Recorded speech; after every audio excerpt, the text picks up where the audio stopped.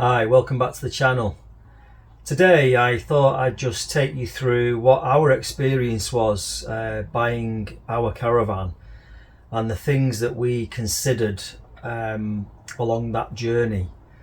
It's quite a minefield really. There's so many things that you need to think about, and so much of it will be personal to you. So this is really just our experience, and the things I'm going to talk about, I'm not necessarily endorsing any particular company or any way to do it really, but just thought I'd give you what our experience was. So firstly, the obvious, I guess, is setting a budget. How much do you want to spend on your caravan? We set our maximum budget at £10,000. So hopefully we were going to get a nice van for that sort of money. Certainly not a brand new one, but one that's that's quite modern, got most of the things that we wanted in it. But me being me, I started looking a bit lower down than £10,000 to begin with. I was looking at around about £6,000 upwards. And to be honest, there's so many great vans out there, some brilliant vans at that sort of price range. They do offer you, a great option. But in our case, what I found was that the lower the price, obviously there were certain things that we wanted in our van that just weren't available at that price, just because of the age of the van in a lot of cases. So that was, I'll get onto that in a moment in regards to the sort of things that we wanted in the van, which pretty much then led to us spending what we spent on this van. This van, the one we ended up buying, is a Bailey Unicorn Seville. It's a 2011 model, and we ended up paying just shy of £10,000 for it, which was the top end of our budget. But when I go through the other requirements, that'll explain why we ended up spending the top end of the budget and not lower down. So, what was our, what did we have to think about? So, like everyone has to think about, were the towing limits of our car. And I'm quite lucky, I own a large Audi. It's a 3-litre diesel. It's quite a big, heavy, powerful car. And it can tow, to be honest, quite a lot of vans. It could go up to a big 6-berth twin axle, or as we've ended up with, a single axle 2-berth. And the reason that we ended up with this size of van was really not down to the fact that I couldn't tow anything heavier. It was more about the length of the van. The reason being that we store the van at home on our drive, and we're lucky enough to have a drive long enough to fit the caravan, my car and my wife's car. But believe it or not, it was a tight fit, and if we would have gone for a slightly longer van, even an extra half a metre, we wouldn't have been able to fit all 3 vehicles on the drive at the same time. So that was our real main consideration, was the length of van. So we were restricted to a 6.5 metre van. So obviously that narrowed down pretty much our choices to mainly 2-berth vans. As it happens, there's only me and Helen and Charlie. So we ended up with a 2-berth van.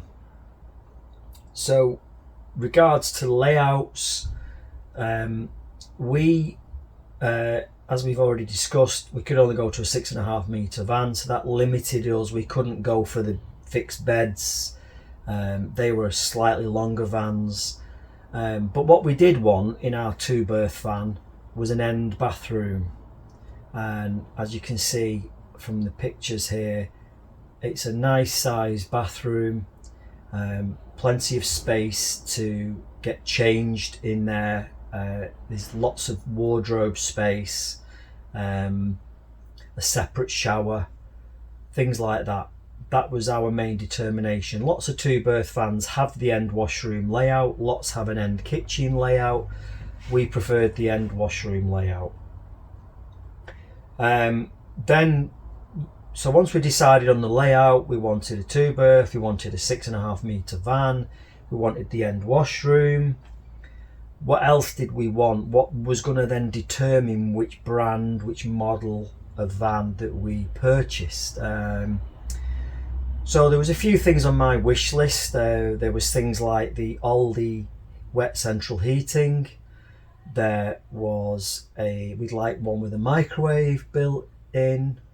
And of course we've already mentioned the end bathroom. And again, that sort of determined our budget as well, because a lot of the lower end of our budget vans really did meet most of those requirements, the size, the length, the end bathroom, the microwave.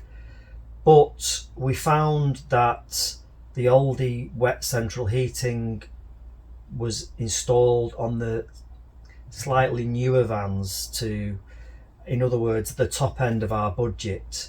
So that's why we ended up looking at that. We ended up with the Bailey Unicorn. What we really liked about this particular van was that it's quite a more of a higher end van. As I say, it came with the Aldi heating, it came with the microwave built in. It's got a great kitchen sink, a really good size sink. These are small things, and again, not everybody cares about a kitchen sink, but to have a good size sink to wash up afterwards was something that we found quite important. The Bailey vans are constructed with the Alutech system, so not being super technical, my understanding of that system is there's less wood in the construction, so therefore less chance for damp. So that was key. That was something that interested us as well.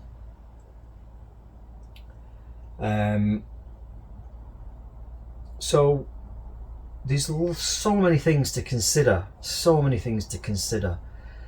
we just found that the layout of this van, the sink, the heating, the microwave, the bathroom, we like the design, the lighting with all the LED lights. It just ticked all of our boxes. So once we decided that was the van for us, obviously it was then, okay, where are we going to buy this van from? Do we go for a private sale? Do we go to a Caravan dealer? So there were, again, loads of considerations, and there's great benefits to do both. Obviously, buying privately, you potentially might get a better deal, more van for the money. Often people throw in awnings, they might throw in aqua rolls or waste masters, things like that, things that would cost additional money.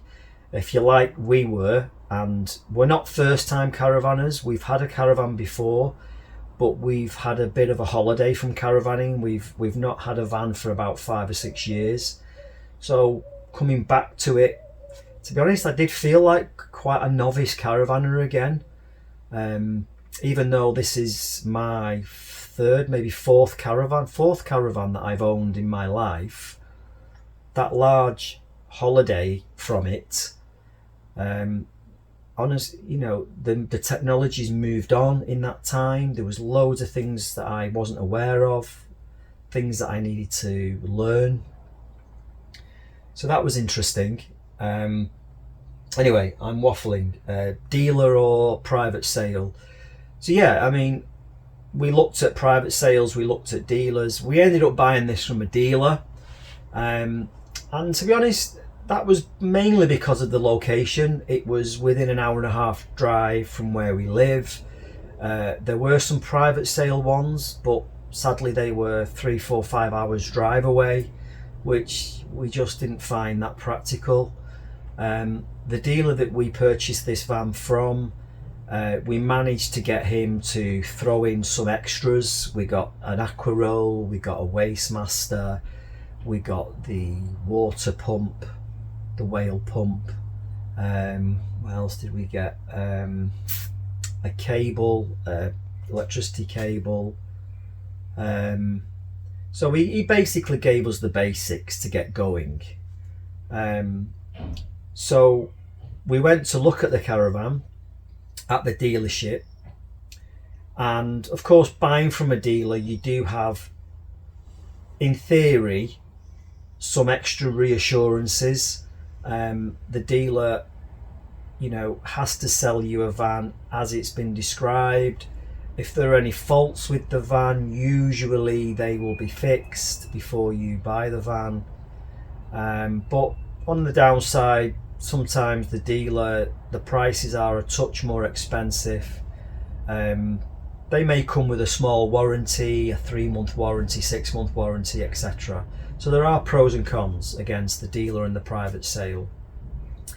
In our experience, again, being a little bit, been out of the caravan scene for a long time, when we came to look at the van, I thought I'd really looked it over well. I thought I was thorough.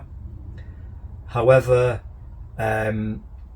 when we bought the van and we gave it a thorough looking over, one thing I will mention that's important as well is service history and paperwork. This van came with a full service history, lots of dealer stamps in the book where it's been serviced each year. So that was reassuring.